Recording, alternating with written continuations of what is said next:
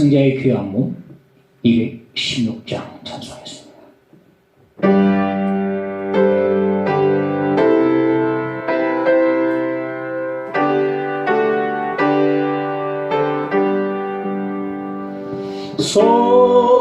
성자의 귀한 몸 날 위하여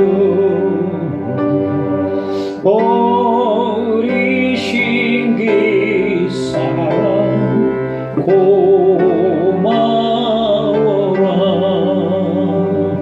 내 머리 숙여서 주님께 비는 맘 나 무엇 주님께 바칠까. 지금도 날 위해 간구하시니 이 옅은 믿음이 아옵나니 주님의 참사랑 고맙고 놀라워 찬송과 기도를 쉬지 않네. 주님의 십자가 나도 지고 신실한 믿음과 마음으로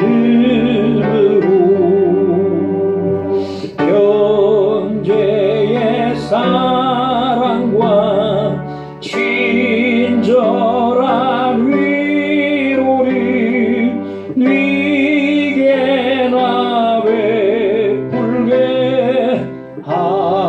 하옵소서. 망가진 해를 받았으니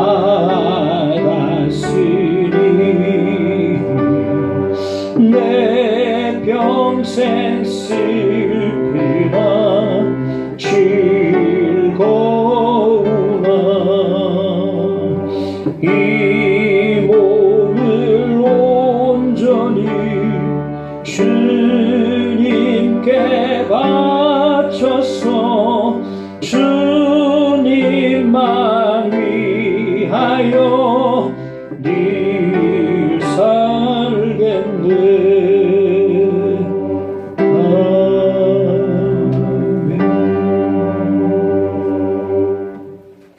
하나님의 말씀 베드로전서 보겠습니다. 베드로전서 4장 7절에서 11절까지 보겠습니다.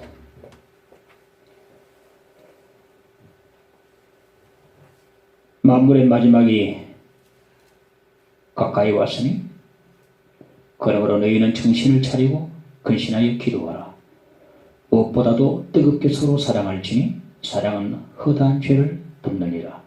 서로 대접하기를 원망 없이 하고 각각 은사를 받은 대로 하나님의 여러 가지 은혜를 맡은 선한 청지기 같이 서로 봉사하라.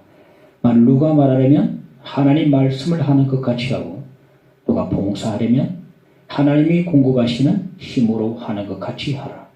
이는 범사의 예수 그리스도로 말미암아 하나님이 영광을 받으시게 하려 함이니 그에게 영광과 권능이 세세에 풍하도록 있느니라. 아멘. 나 주님의 기쁨 되기 원하는 함께 찬양합시다.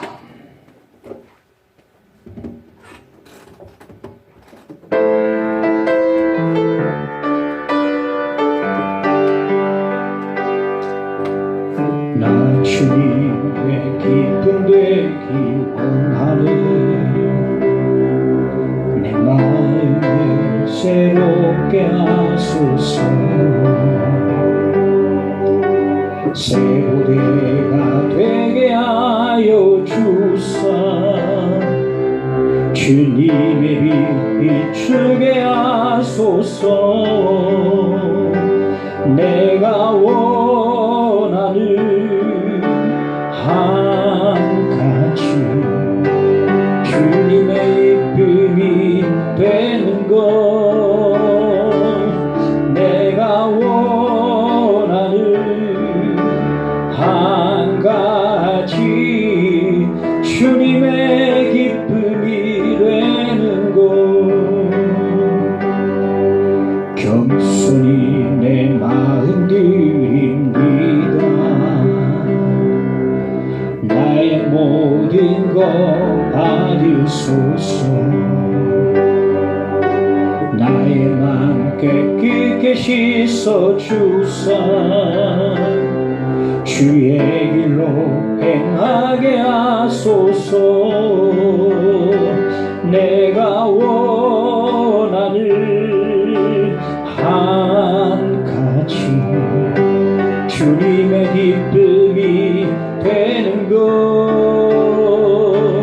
내가 원하는 한 가지 주님의 기쁨이 되는. 내가 원하는 한 가지.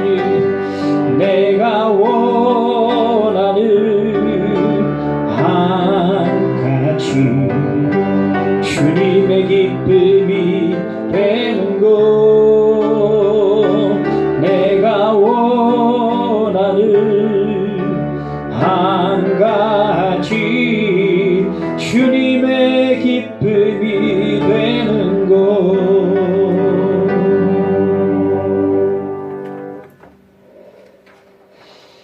종교교육자 마틴 루터는 이런 말을 했습니다. 우리가 영원히 살 것처럼 계획을 하고 또 내일 종말이 오는 것처럼 준비하고 살아라, 그런 말을 했습니다. 그러니까 우리 신자들이 주님의 재림을 기대하고 소망을 하는데, 주님의 재림을 소망하는 자들도 영원히 살 것처럼 계획을 하고 살고, 또한 내일 주님이 재림하는 것처럼 오늘을 최선을 다해서 봉사하고 주를 위해서 살라는 그런 말이 되겠습니다. 지난주 중에 이태원 사건을 보면서 죽은 사람이 태반이 다 학생이나 청년들인데 참 많이 안타까웠습니다. 그런데 한편으로는 그 토요일 그 밤 동시간에 교회에서 모여서 성경 공부하고 그리고 기도 모임 가지고 성가대 연습하면서 내일 주일을 준비하는 크리스천 학생 청년들과 비교를 하면서 어떤 생각이 드러나면은, 과연 기독교 복음이 이렇게 세속을 무분별하게 쫓아가고 따라가는 저들에게 과연 이 시대에 어떤 역할을 할 수 있겠는가. 그들에게 할로윈 데이 해가지고 10만 명이 모였다. 과연 그들에게 기독교 복음이 이 시대에 그 예수가, 십자가가, 부활이, 그리고 심판, 재림, 그리고 어떻게 기독교 진료로 그들을 설득할 수 있겠는가, 자신이 딱 없더라고요. 시대가 변해도 너무 많이 변한 것 같습니다. 그렇게 세상을 따라가고 세상을 쫓아가는 그들 청년들, 그들에게 과연 기독교 복음이 아직까지 할 수 있는 기능과 능력이 남아있는 것인가, 상당히 자신이 없었습니다. 그들에게 예수라면 전대적 하나님 소개하면 상대적으로 사는데, 내가 생각하는 게 진리인데 다 그렇게 말하고 있습니다. 이 땅에 수많은 사람들이 세상을 따르고 세속에 빠져있고 방탕하게 사는 이유는 뭐냐면은 말세의식이 없고 심판의식이 없기 때문에 그렇습니다. 말세를 깨닫게 되고 심판을 의식하게 되면 그렇게 무분별하게 마음대로 살지는 않을 것입니다. 오늘 말씀하기를 만물의 마지막이 가까이 왔으니 말씀하고 있는데요. 사도 베드로 당시가 끝이 가까이 왔다 그랬다면 2000년이 흐른 이 시대는요, 정말 끝이 다 됐습니다. 끝이 다 됐다 봅니다. 성경에서 말하는 말세가 뭐냐면은 예수님이 초림하시고 난 뒤부터 재림하실 때까지 전 기간을 말세라 하거든요. 그래서 베드로가 오순절에 성경 받고 난데 설교할 때 말세에 성경을 내려주셨다 했거든요. 그때 말세라 하거든요. 그 말세는 주님 처음 오실 때부터 재림하실 때까지 전체 기간을 말세라고 봅니다. 그러면 지금 우리가 살고 있는 이 시대는 말세하고도 그 끝, 말세 치마를 우리가 살고 있는 것입니다. 치마를 살고 있다. 오늘 사도 베드로는요, 시한부 총알놓은 자들처럼 재림 날짜를 딱 정하지는 않습니다만은 마지막에 가까이 왔다 그럽니다. 날짜는 말 안 합니다. 마지막에 가까이 왔다. 우리 지금 말세 치마를 지금 살고 있습니다. 살고 있습니다. 주님이 이렇게 말씀하셨습니다. 마태복음 16장 3절에 보면 너희가 날씨는 분별할 줄 알면서 시대의 표적은 분별할 수 없느냐. 날씨는 아이고 허리야, 비가 오겠네. 아이고 날이 굳으면 오늘 안 좋겠네 하면서 시대의 표적은 분별하지 못한다는 거죠. 지금 이 시대의 여러 친구들을 보면 그날이 가까이 왔음을 온몸으로 느낄 수가 있습니다. 참으로 우리는 지금 시대의 끝자락에 살고 있다고 봅니다. 오늘 말씀하기를 만물의 마지막에 가까이 왔으니 그러므로 하거든요. 그러므로 이렇게 살아라 말해주고 있습니다. 이제 마지막 때를 살고 있는 우리 신자들은 과연 이 시대에 어떻게 살아가며 어떤 삶의 자세로 살아가야 되는가 하는 것입니다. 첫째, 근신하여 기도하라 말합니다. 첫째 보면 만물의 마지막에 가까이 왔으니 그러므로 너희는 정신을 차리고 근신하여 기도하라. 이게 근신은 술 취함과 반대되는 말로 깨어있다는 말이거든요. 정신을 차리는 것하고 깨어있는 것하고 같은 말입니다. 그러므로 본문에는 깨어있으라를 반복적으로 지금 말씀해 주고 있습니다. 우리가 왜 깨어있어야 하는가? 기도하기 위한 목적입니다. 깨어서 기도하는 거거든요. 깨어있는 목적은 기도하는 목적입니다. 십자가 순환을 목전에 둔 예수님께서 겟세마네 동산에서 밤을 새고 가시며 깨워서 기도를 하셨습니다. 그리고 잠에 골아 떨어진 베드로를 향해서 주님이 말씀하셨습니다. 너희가 나와 함께 1시간도 이렇게 깨어 있을 수 없더냐? 시험에 들지 않게 깨어 기도하라 그랬거든. 깨어 기도하라는 주님의 말씀을 듣고도 베드로가 무시해버리기 때문에 그만 3번이나 주님을 부인하는 뼈아픈 체험을 하고 맙니다. 깨어 기도하면 시험에 들지 않을 텐데 깨어 기도하는 주님 말씀을 귓등으로 들어버리고 무시를 해버리고 하기 때문에 뼈아픈 실패를 경험합니다. 때로는 우리 사람들은요, 신자들도 그렇습니다. 뼈아픈 실패를 한번 경험해 볼 필요가 있습니다. 정신을 차리게 되거든요. 그때 정신 바짝 차리게 됩니다.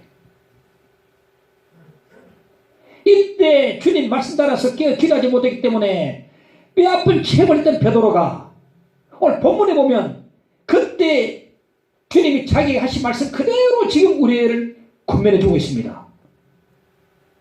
너희는 정신을 차리고 근신에 기도하라. 이 실패를 경험한 저의 이 말이 정말로 진실되게 느껴집니다. 간절합니다. 내가 그래 실패했는데 정신 차리고 꼭 근신해서 기도하라. 근신하고 또 근신하라 이 말이거든요. 기도하라. 간절함을 느껴집니다. 실패라는 사람 말이기 때문에. 계시록 16장 15절에 보면 보라 내가 도둑같이 오리니 하거든요. 데살로니가전서 5장 4절에 보면 형제들아 너희는 어둠에 있지 아니하며 그날이 도둑같이 너희에게 임하지 못하리니 말씀합니다. 자, 계시록 16장 15절은 도둑같이 오리니 말씀하시고 데살로니가전서 5장 4절은 도둑같이 오지 않는다 말씀하고 있습니다. 자, 무슨 말입니까? 어떻게 된 것입니까? 주님의 재림을 전혀 준비하지 못한 불신자들과 영적 깊이 잠든 사람에게는 주님이 도둑같이 갑자기 임하시는 겁니다.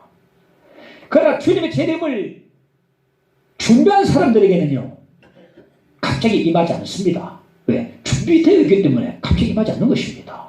그래서 한 번은 도둑같이 오리라, 또 한 번은 도둑같이 오지 않으리라 말씀하고 있거든요. 준비를 하고 있는 사람에게는 도둑같이 갑자기 임하지 않으십니다. 어느 경칩에 도둑이 올 줄 알았다면 우리가 방비하니까 도둑이 갑자기 오지 않는 것, 그런 말씀이 되는 것입니다. 그 신자들은 어떻게 알고 준비를 하는 것인가? 누가복음 12장 36절에 보면 너희는 마치 그 주인이 혼인집에서 돌아와 문을 두드리면 곧 열어주려고 기다리는 사람과 같이 되라.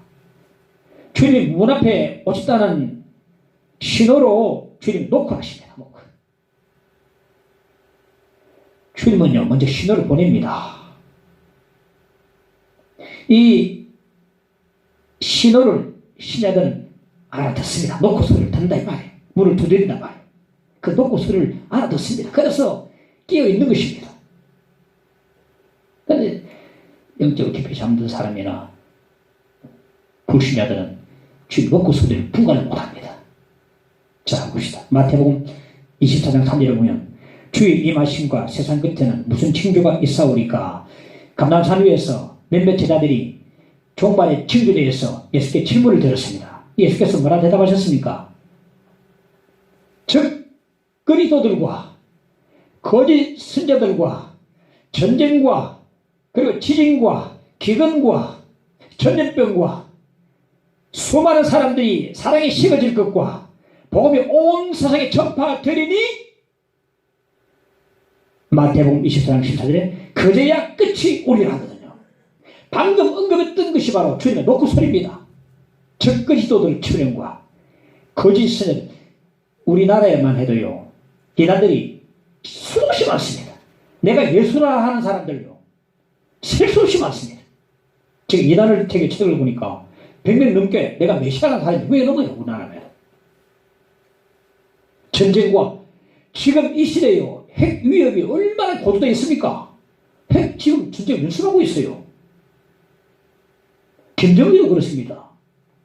과거에 우리나라가 핵 위협에 한번 빠질 때가 있었어요.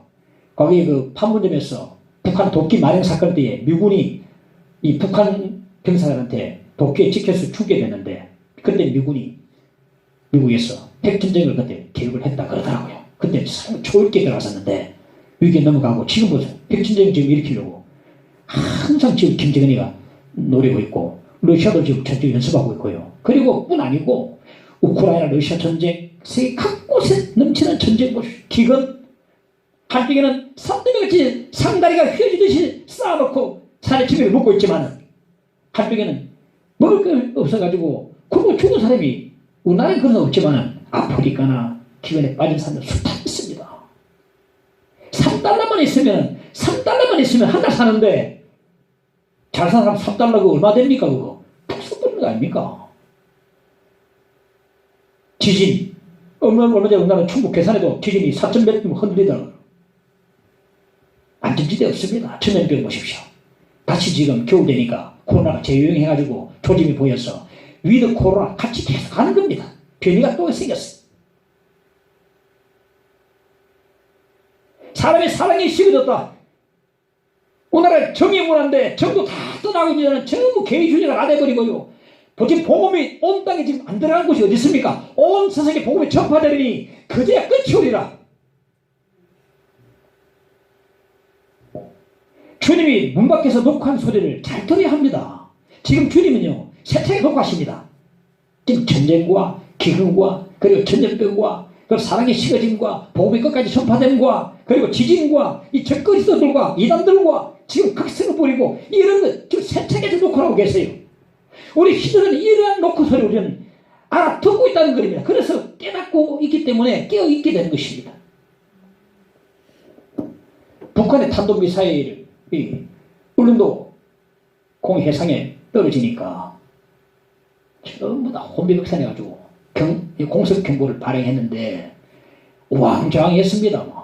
준비가 안 돼가지고 이게 먹고 싶어가지고 말이죠. 어떤 사람은 그 공습 경보를 무시해버리고 밭에서 채소를 계속 듣고 있어요. 뭐 아무거나 채소를 듣고 있다. 공습 경보가 발해지면은 빨리 피해야 돼요. 주님의 세차게 놓고 소리를 우리가 듣게 되면 역주로 깊이 잠에 골아 떨어져서는 안 됩니다. 깨어 있어야 합니다. 주님의 놓고 소리를 우리가 잘 포괄하고 들을 수 있어야 합니다. 마태복음 24장 33절에 보니까 이와 같이 너희도 이 모든 일을 보거든, 자 징조죠. 말세 징조를 보거든 인자가 가까이 곧 문 앞에 이를 줄 알라. 문 앞에 이를. 누가복음 21장 36절에 보면 이러므로 너희는 장차 올 이 모든 일을 능히 피하고 인자 앞에 서도록 항상 기도하며 깨어 있으라 하시니라 말했습니다. 우리 신자들에게는 재림의 주님이 도둑처럼 가까이 임하지는 않습니다. 왜 그렇습니까? 주님의 놓고 소리를 듣고 있고 징조를 눈으로 보고 있기 때문에 그렇습니다. 즉 영적으로 깨어있기 때문에 우리는 갑자기 임하지 않습니다. 그런데 깨어있는 목적이 뭐라 했습니까? 기도하기 위해서입니다. 기도하기 위해서. 깨어서 화두 칩니까? 술 하나 마십니까? TV 봅니까? 깨어서 기도하기 위해서. 여기서 깨어있다는 것은 영적으로 깨어있다는 걸 말하는데 깨어있기 위한 목적은 기도하기 위한 목적이라는 사실을 알아야 됩니다. 우리 이 마지막 때를 사는 우리 신자들로서 기도가 이 마지막 때의 가장 유일한 우리의 희망임을 우리가 꼭 알아야만 합니다. 이 마지막 때 사는 우리가, 이 암흑 가운데 사는 우리가 절대 기도의 등불이 꺼져서는 안 되고 꺼져서는 안 됩니다. 기도가 우리의 유일한 희망이 되는 걸 믿으시기 바랍니다. 그래서 근신하게 기도하라고 말하고 있거든요. 깨어있어야 하는데 깨어있는 목적은 기도하기 위해서 깨어있는 것입니다. 기도의 등불이 꺼져버리면 보니까 어딥니까? 게임도 무너져서 몇십 미터쯤 있던 사람이 열흘 만에 두 사람이 지금 살아났더라고요. 불이 있으니까 상해. 불 펴놓고. 우리 이 기도가 바로 우리의 등불입니다. 이 기도 등불이 절대로 꺼져서는 안 됩니다. 마지막 때 살 때 우리 신자들은 기도 등불이 꺼지지 않도록 깨어나서 기도해야 될 줄로 믿습니다. 그렇게 서로 사랑하라. 8절에 보시면 무엇보다도 뜨겁게 서로 사랑할지니 사랑은 흔한 죄를 덮느니라. 무엇보다도 이 말씀의 의미가 무엇인가? 마지막 때를 사는 우리에게 가장 절실한 것이라는 겁니다. 이 마지막 때를 사는 우리 신자들에게 가장 절실한 게 뭐라 그럽니까? 뜨겁게 서로 사랑하는 것이 가장 절실한 겁니다. 주님께서 말세 징조를 대해서 말씀하시면서 많은 사람들의 사랑이 식어지리라 그렇게 말씀하셨는데 말세 징조의 가운데 하나가 이 사람들의 사랑이 식어지는 것이라고 말씀하셨거든요. 이 마지막 때를 함께 살면서 서로 사랑하지 않으면 못 살아가요. 지금은 개인주의 돼가지고 어떤 사람은 독거노인 혼자서 있다가 그냥 언제 죽는지 모르고 혼자 죽어. 요즘 독거노인들 1인 가구 얼마 많습니까? 얼마 외롭습니까? 이 마지막 때 살면서요. 서로 사랑하지 않으면 살아갈 수가 없어요. 이 사랑이 식어지는 이 차가운 마지막 때를 살면서 우리 신자들은요. 말세 신자, 말세 부부, 말세 가정, 말세 교회는요. 서로 뜨겁게 서로 사랑을 해야 합니다. 말세 교회의 특징은 서로 뜨겁게 사랑하는 것이요. 말세 부부도요. 요즘 부부들이 얼마나 갈라집니까? 뜨겁게 사랑해야 돼요. 가정도 그렇습니다. 교회도 그렇고 신자도 그렇습니다. 말세 신자, 말세 가정, 말세 교회는요. 특징은요. 서로 뜨겁게 사랑하는 것이 특징이 되는 것입니다. 사랑이 식어지면 질수록 우리 교회만큼 신자들만큼 뜨겁게 서로 사랑할 수가 있어야 합니다. 요한복음 13장 35절에 보면 내가 서로 사랑하면 이로써 모든 사람이 너희가 내 제자인 줄 알리라 하거든요. 그러니까 우리 신자들의 이 교회의 가장 뚜렷한 특징은 서로 사랑하는 것이다. 세상 사람들이 우리를 보고 와, 저들이 얼마나 사랑하는가 이런 소리를 우리가 들어야 된다는 것입니다. 교회 와도 사랑도 못 느끼고 앞에 사람 뒤통수만 쳐다보고 가버리고 인사도 없고. 어떤 사람이 이래요. 술고래가 예수 믿고 교회 오게 됐는데 교회가 술집보다 못하다 그래요. 어떤 사람 물어봤습니다. 좀 교회 다니는데 어떻습니까? 하니까 교회가 술집보다 못하다. 왜 그러냐 물어보니까 술집에 가면 한잔 먹고 전부 다 말하면 다 받아준대요. 한잔 먹고 서로 그러냐 서로 이제 위로되어지고 서로 주고받다가 서로 이제 그래가지고 이제 다 회복되는데 교회 가면 누가 아무도 받아주는 사람 없대. 한번 내가 이렇게 했는데 실패했는데 외로운데요. 이런 한 사람도 대꾸 안 하고 위로해주는 사람 아무도. 교회가 술집보다 못하다는 거예요. 이렇게 했어야 교회가 되겠습니까? 이렇게 했어야. 이 사랑의 시위된 마지막 때 살면서 우리 교회만큼 우리 신자들만큼 정말 뜨겁게 서로 사랑을 해야 합니다. 이 마지막 때를 살면서 서로 사랑하지 않으면 외롭고 괴롭고 힘들어서 살아가지 못해요. 교회 와서 기도 같이 하고 묻고 기도 제목 나누고 그러니까 또 서로 기도 부탁하고 서로 또 나누고 서로 실패한 거 이긴 것을 나누고 충고하고 기도하는 공동체가 가장 차원 높은 영성의 공동체입니다. 서로 충고하고 고백하고 이게 죄를 지었다. 이게 어디서 일어나냐면 이 제자 훈련하고 속으로 모일 때에 그게 가능하거든요. 그래서 서로 다 토로하고 다 기도하고 그게 다 회복되어지고 그럼 정말 그 속으로 살고 교회가 살고 가정에 살고 이렇게 되는데 이 교회가 사랑이 없으면 절름발이 교회가 되고 한다는 사실. 베드로 사도가 예수님이 십자가 순환 당하기 직전에 베푸신 마지막 만찬 자리에서 또 큰 한 번 뼈아픈 아픔을 체험했습니다.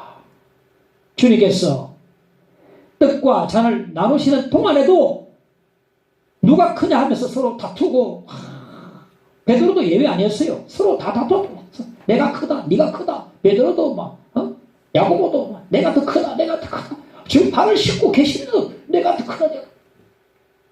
주님께서 소매를 걷어붙이시고 허리에 수건을 탁 매시고 그리고 대야에 물을 떠가지고 제자들의 그 더러운 발을 다 씻어주시고 말씀하셨습니다. 요한 54장 34절을 보니까 내가 너희를 사랑한 것 같이 너희도 서로 사랑하라. 다 보고 계셨거든요. 다투는 모습을. 그때 누가 크냐며 혈기되며 다투었던 이 베드로 크게 찔림받았습니다. 그때 다시 한 번 더 뼈아픈 체험을 했던 것입니다.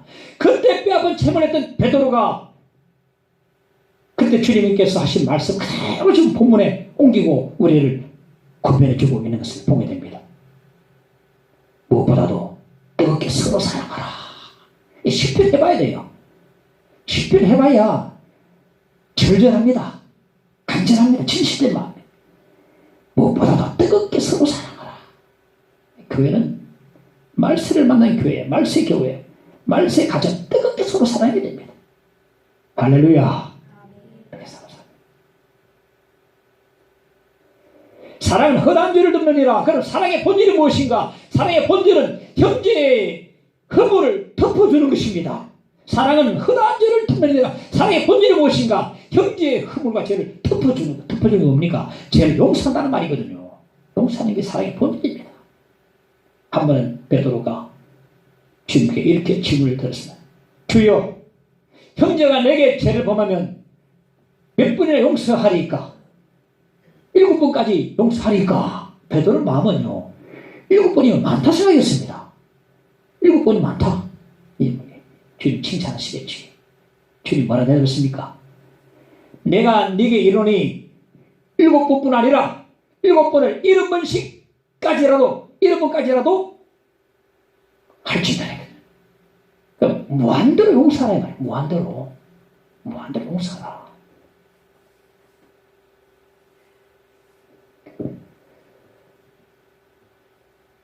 어떤 주인에게 한 종이 빚을 졌는데 1만 달란트 빚을 졌습니다.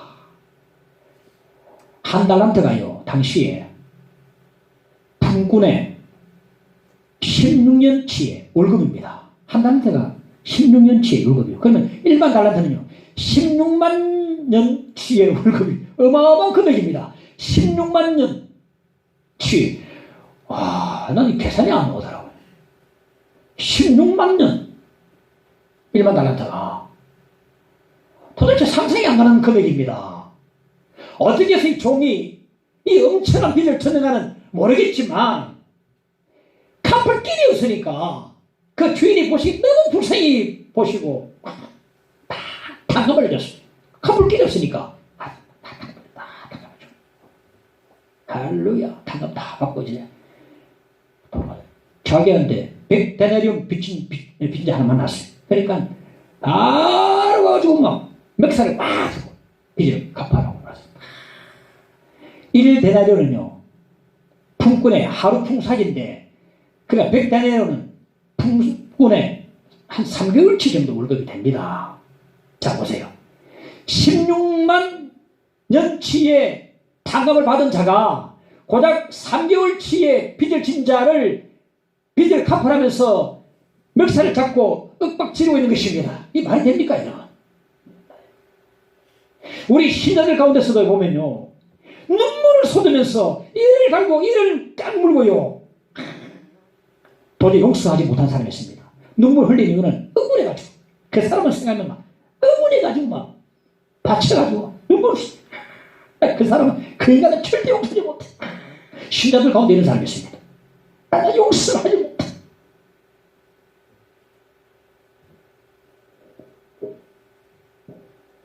주님의 십자가의 은혜, 이 죄 많고 허물 많은 이 죄인, 억만자 가운데 죽을 수밖에 없는 이 죄인을 위해서 대신 십자가에 죽으시고 나를 용서하신 그 주님, 주님의 한없는 은혜와 사랑과 그 용서를 받은 자마다 형제를 용서하지 않을 수가 없습니다. 이걸 깨닫지 못하기 때문에 16만 년치의 탕감을 받은 자의 사실을 깨닫지 못하기 때문에 고작 3년치의 빚진 자를 멱살 잡고서 윽박지르고 갚아라고 하는 것입니다. 아무리 억울하다 할지라도 남을 용서하지 못하면 악한 종이라고 성경 말씀을 드리고 있습니다. 마태복음 18장 32절 33절에 보면 이에 주인이 그를 불러다가 말하되 악한 종아, 네가 빌기에 내가 네 빚을 전부 탕감하여 주었거늘 내가 너를 불쌍히 여김같이 너도 내 동료를 불쌍히 여김이 마땅하지 아니하냐. 내가 너를 불쌍히 여김같이, 이것이 바로 우리 용서의 근거가 됩니다. 주님의 용서가 형제 용서의 근거가 되는 것입니다. 주님께 용서를 받았습니까? 용서를 해야 합니다.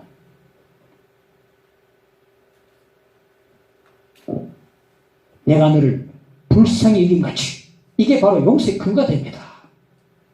이 용서, 주님께로부터 용서받은 사실, 나 같은 죄인 살리신 그 은혜 놀라와 이런 찬양이 진정하게 내 고백이 되고 내 신의 간증이 된다면 용서 못할 사람이 없습니다. 이 억만치 가운데 죄의 개수가 내 은혜 받고 구속함 받고 용서받았는데, 집사라도 권사, 장로, 목사라도 이 용서의 근거를 모르면요, 인간들 용서할 수가 없어요. 꼭 갚아주겠다는 사람이 있습니다. 절대 그 인간을 바라본다고요. 어떤 주인이 던진 돌에 개가 맞아가지고 개가 다리가 부러졌어요. 그런데 그 부러진 다리 가진 개가 끙끙대면서 절뚝거리면서 그 주인에게 다가가가지고 자기의 돌을 던진 그 주인의 잔인한 그 손을 핥아줬어요.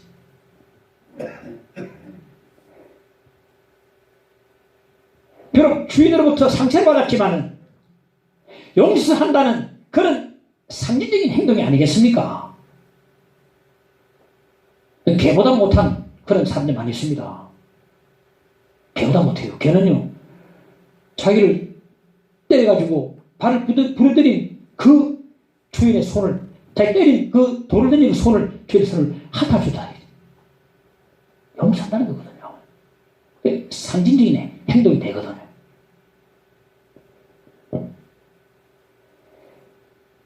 우리는 얼마나 사악하고 복수심에 살는지 모릅니다. 이제 형제의 멱살을 나누시기 바랍니다. 우리는 16만 년치의 빚을 탕감받은 사람들입니다. 고작 3개월치 빚을 진 사람들의 멱살을 잡았어야 되겠습니까? 하나님의 은혜를 받으면 용서하게 될 수 있어요. 난 그 인간은 용서하지 못해. 무덤까지 갈 거야. 이 성경을 모르고, 은혜를 모르고, 십자가를 모르고 하기 때문에 그렇게 복수심에 불타가지고 이를 부득부득 아직 갈고 있는 것입니다. 이제는 잡았던 멱살을 다 놓으시기 바랍니다. 이 사랑의 시기에 마지막 때를 살면서 우리 신자들이요, 뜨겁게 서로 사랑할 수 있기를 간절히 바랍니다. 그 사랑을 받고 저 용서를 받은 이 사람으로서 누구든지 다 용서할 수 있습니다.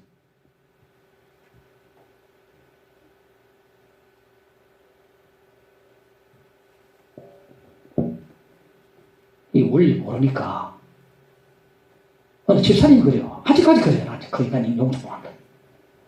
내가 속으로 막 겉으로 말 못했지만 속으로 집사님 아직까지 너무 모르구나.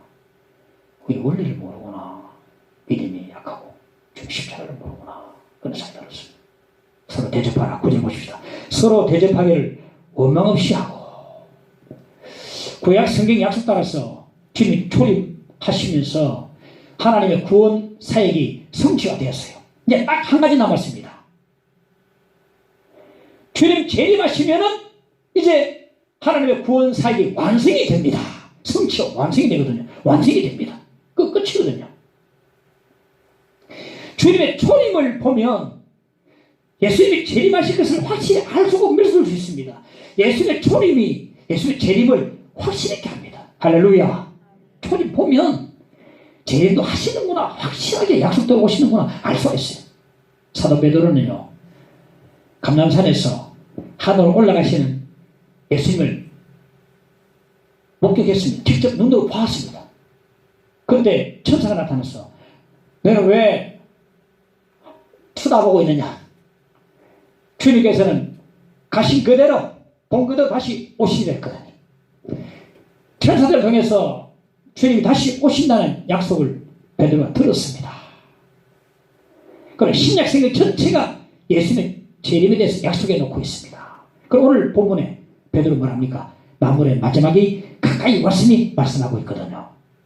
아까도 말했지만 베드로는 시한부 종말난도처럼 마지막 재림 날짜를 정하지는 않았지만 재림이 곧 임하신다고 말씀해 주고 있습니다. 날짜는 말 안 해요. 곧 임하신다, 가까이 왔다 다 말하고 있습니다. 예, 총청년까지 온 것입니다. 제가 청년 시절에 방황을 할 때에 여기에 떠들어가지고 집에 갈 때가 됐어요. 부산이 집인데 열차를 타가지고 집을 향해 가는데 이제 종착역 부산역까지 다 가니까 마음이 설레더라고요. 안내방송이 합니다. 멘트 하는데 다음 역은 이 열차의 종착역 부산역입니다. 이런 물건 없이 다 준비하시기 바랍니다. 하니까 성격들이 전부 일어나서 자기 집을 챙기고 이제 이렇게 준비하는데, 근데 보면서 마음도 나দের 마음이 설레고 푸근한 마음이 있고 반면에 걱지가 두려움이 있어요. 왜? 방황을 했기 때문에. 제대로 안 살았기 때문에 집에 간다는 생각에 설렘이 있고 푸근한, 집에 가면 푸근하지 않습니까? 푸근한 마음도 있었지만 두려움도 있어요. 걱정도. 아버지가 내가 뭐라 하겠노? 내가 이 방황을 내가 되겠나? 집에 간다는데 설렘도 있고 두려움도 있더라고요. 오늘 말씀합니다. 마지막이라는 이 말에 우리 어떤 느낌을 받습니까? 설렘이 있습니까? 두려움이 있습니까? 이 마지막이라는 단어 속에는요, 희망도 있고 두려움도 섞여 있습니다. 어떤 사람이 희망이 있고 어떤 사람이 두려움이 있는 것입니다. 주님의 재림에서 제대로 준비하지 못한 사람들은요, 이 마지막에 두려울 것이고, 주님의 재림에 대해서 주님 놓고 소리를 깨어서 준비한 사람들에게는 이 마지막이 희망이 될 것입니다. 왜 어느 쪽입니까? 그렇습니다. 임박한 주님의 재림에 대해서 희망을 가지고 희망이 되고 기쁨이 되는 사람들은요, 형제를 사랑하게 됩니다. 누군가 이런 말 하더라고요. 내가 은혜를 많이 받아보니까 모르는 사람한테도 가가지고 사랑합니다 고백하고 싶다는 거예요. 이처럼요, 은혜 받으면 재림의 은혜, 재림의 희망, 기쁨을 가진 사람은요, 형제를 사랑하고 손님을 사랑하고 나그네를 대접하게 됩니다. 즉 은혜 받으면 남을 대접하고 싶어지는 거예요. 그래서 신약성경 보면 직분자 자격에도 자격이 있어요. 나그네를 대접 잘해야 된다. 디도서 1장 8절 보니까 오직 나그네를 대접하며, 이 직분자 자격입니다. 나그네 대접 잘합니다. 집사님, 권사님, 목사 잘하십니다. 그리고 이거 굳이 직분자의 한정에서만 적용되지 않습니다. 모든 신자들은요, 나그네를 잘 대접해야 다 같이 적용이 되어지는 것입니다. 그래서 우리가 남을 대접할 때 가장 명심해야 될 게 뭐냐면은 원망 없이 해요. 원망 없이 해야 된다.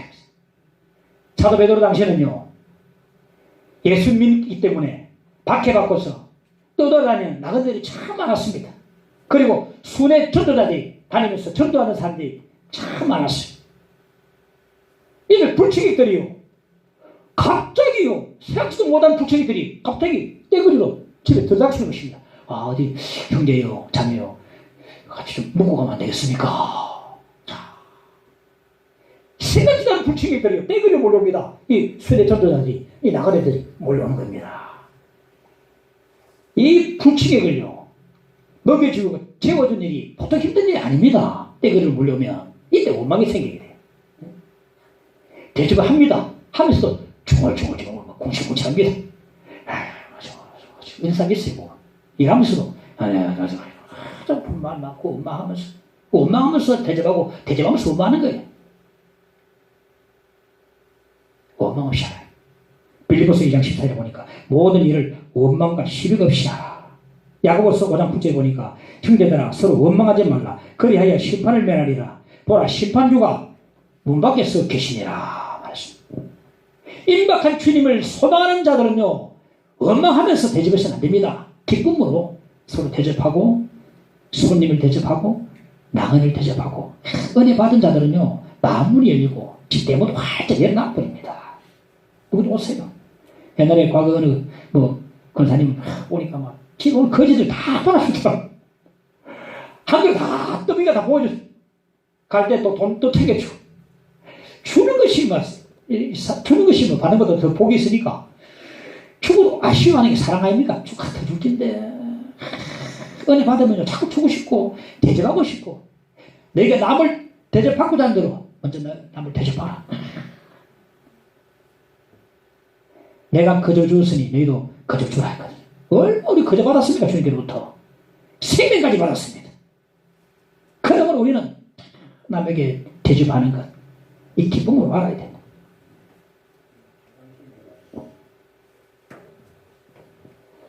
손님 대접하는 모델로 아브라함을 들 수가 있겠습니다. 아브라함은 부주 중에 나그네를 대접하다가 하나님의 천사를 대접한 일이 있었습니다.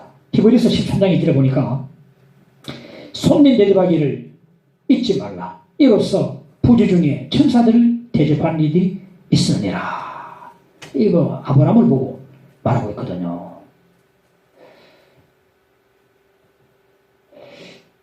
지극히 작은 자 하나에게 한 것이 바로 주님에게 한 것이 됩니다.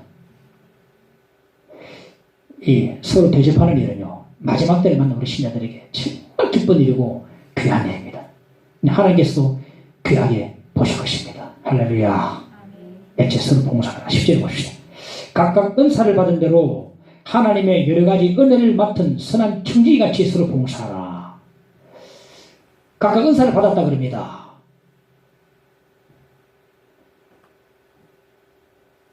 우리는요, 은사의 청지기들입니다. 재물과 시각뿐 아니고 은사도 하나님께로부터 받았기 때문에 은사의 청지기가 되어야 한다는 것입니다. 내가 가지고 있는 재능을, 은사를 내 것으로 생각하기 때문에 내 뜻대로 이기적인 목적으로 사용하는 것입니다. 그리고 교만해지는 것입니다. 오늘 말씀하기를 각각 은사를 받은 대로 봉사하라 말합니다. 하나님 우리에게 주신 이 은사는요, 봉사하라고 주신 겁니다. 은사의 목적은 교회 안에서 봉사하는 데 있습니다.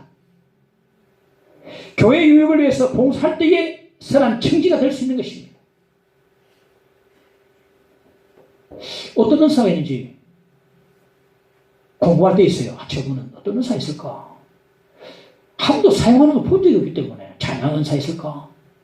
저는 찬양을 제 잘하는 사람에 비해서는 잘 못합니다. 그러나 나는 은사를 생각합니다.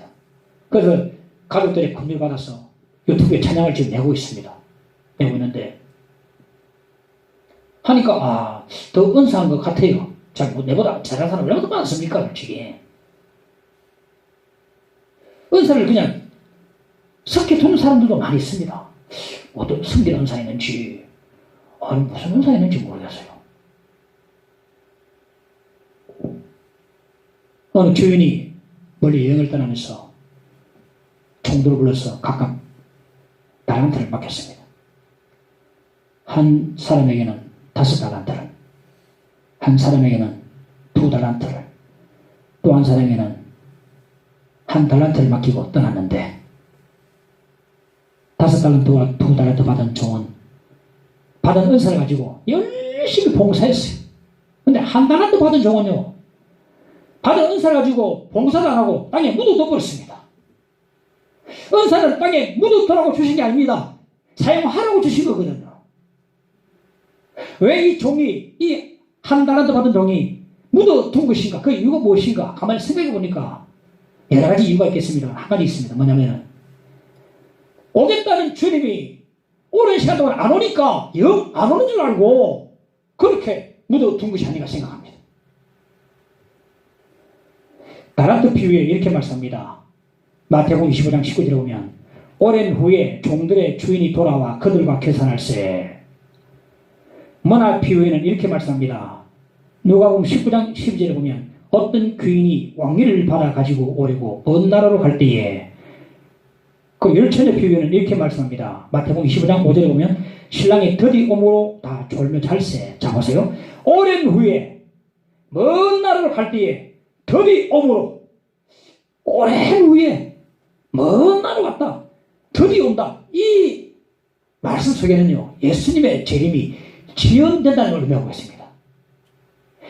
예수님의 재림이 지연된다, 지체된다는 걸 알 수 있습니다. 드디어 온다는 거죠. 드디어 온다. 오랜 후에 먼 나라에 갔다. 이 전부 다요, 예수님의 지연이 지체가 된다는 것을 의미해 주고 있어요. 사실요, 다시 오겠다는 그 주님, 말씀하신 그 주님 이후로 2000년이 지금 흘렀어요. 우리가 볼 때는 많이 지체가 됐습니다. 물론 하나님 앞에서는 하루가 천년 같고 천년 하루같지만은 우리가 볼 때는 많이 지연이 된 것 같아요. 지연이 됐습니다. 왜 예수님께서는 재림을 지연하신 것인가? 우리가 받은 은사로 열심히 교회를 위해서 봉사하고 이 사회를 위해서 봉사하라고 시간을 주시는 겁니다. 이 왜 주님께서 재림을 지연하시는 것인가? 봉사하라고 봉사할 시간을 주신 겁니다. 왜? 모든 사람이 상을 주고 싶어 하시거든요. 칭찬하고 싶어 하시거든요. 칭찬하시기 위해서, 상을 주시기 위해서 재림을 지연하시는 겁니다. 드디어 온다. 멀리 갔다. 오랜 후에. 그러니까 왜 주님 지연하시는가? 봉사라고, 열심히 봉사라고, 교회와 이 사회를 위해서 열심히 봉사라고 지연하신 것입니다. 그럼에도 한 달에도 받은 종은요, 온다고 하고 안 오고 오랜 시간이 걸리고 안 오니까 영 안 오는 줄 알고 받은 달란트를 사용도 안 하고 그냥 모두 또 버렸습니다. 결국 주인이 돌아와서 결산하면서 뭐라 했습니까? 악하고 게으른 종아, 악하고 게으른 종아. 그거 내쳐버렸습니다. 만물의 마지막에 가까웠으니 그러므로 서로 봉사라 말해주고 있습니다. 주님의 재림이 임박한 지금이야말로 받은 은사로 교회를 위해서, 이 사회를 위해서, 특히 교회를 위해서 열심으로 봉사해야 될 줄 믿으시기 바랍니다. 열심히 봉사를 됩니다. 그래, 참된 종은요, 예수님의 재림이 지연되든 안 되든 항상 열심히 봉사합니다. 참된 종은요. 지연, 이제 곧 온다니까, 아이고, 이제부터 막 해야 되겠네. 열심히 놀다가 말이에요. 그래도 열심히 하는 건 다행이지만, 진짜 참된 종은요, 지연되든 안 되든 계속 5달란트, 2달란트 받은 종처럼 계속 꾸준히 봉사합니다. 주님의 재림의 지연은요, 그 종의 성실한가 아닌가를 다 판단하는 기준이 됩니다. 늦게 온다니까, 이제 놀아야 되겠네 하면서. 보시면 우리 믿는 사람들 가운데서요, 지금 교회 안 나오고 마음대로 살고, 이제는 지금 주님 아직 안 오신다. 마음대로 살고 많이 볼 수 있습니다. 예수님의 재림의 지혜는요, 그 종이 성실한가 아닌가를 판단할 수가 있는 것입니다. 지연이 되어도 교회 나와서 예배드리고 기도하고 섬기고 봉사하고. 가장 성실한 학생이 어떤 학생입니까? 선생님이 있든 없든 열심히 공부한 학생이 성실한 학생이에요. 그 학생은요, 시험 날짜가 가까우면 가까울수록 더 열심히 공부합니다. 열심히 섬기다가 주님의 재림이 임박해 진 이 시점에서 더욱더 충성을 다하는 사람이 바로 참된 종이 되는 것입니다. 하나님이 우리에게 은사를 주신 것은 교회의 유익을 위해서 봉사라고 주심을 알아야 합니다. 악한 종이 되지 말고 모두 선한 청지기들이 되시기를 바랍니다. 주님께로부터 칭찬 듣는 종들이 되시기를 간절히 축원합니다. 당신의 그 섬김이 천국에서 해같이 빛나네. 당신의 그 겸손이 천국에서 해같이 빛나네. 우리 함께 찬양해 봅시다. 당신의 그 믿음이 천국에서 해같이 빛나네.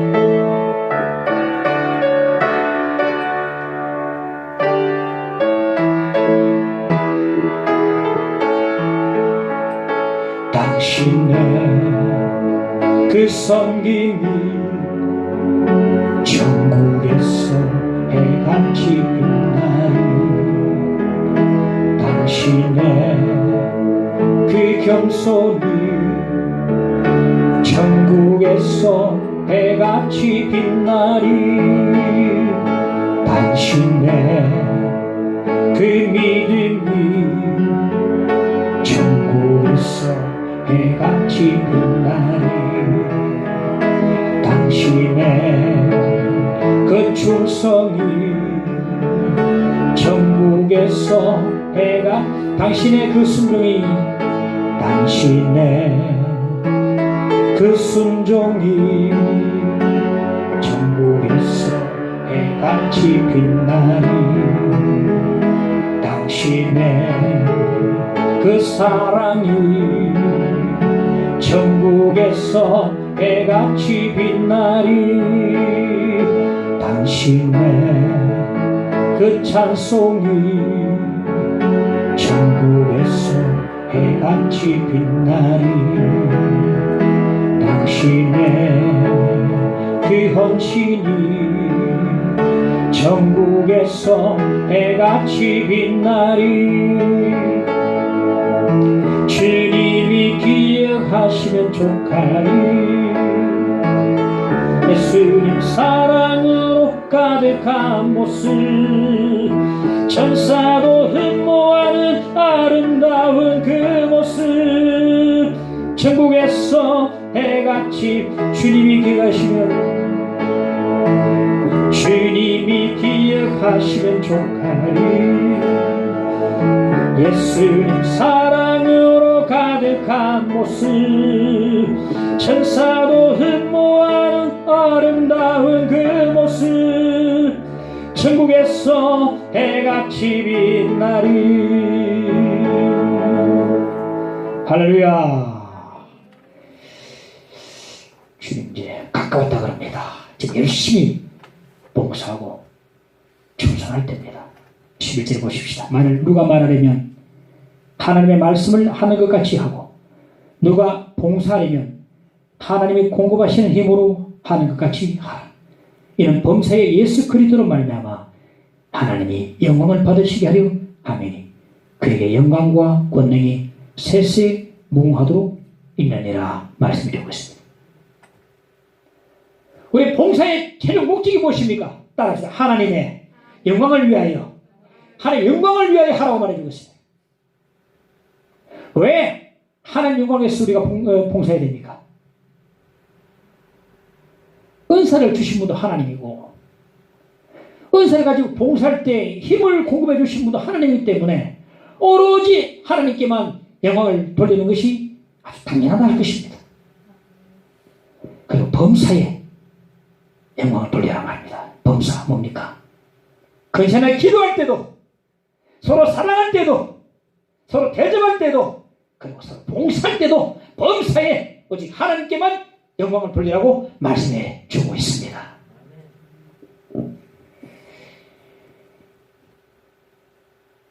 시대의 직무를 잘 분별합시다. 지금 주님은 세차게 지금 녹화하고 계십니다. 깨달아야 됩니다. 말씀의식으로 무장을 할 수 있기를 바랍니다. 어찌 때는 마지막 때로 우리가 지금 살고 있습니다. 주님의 재림을 깨어 준비하는 말세 신자들, 말세 가정, 말세 교회가 되어지기를 간절히 축원합니다. 주 어느 때 다시 오시는지 하는 이가 없으니 176장 함께 찬송합시다.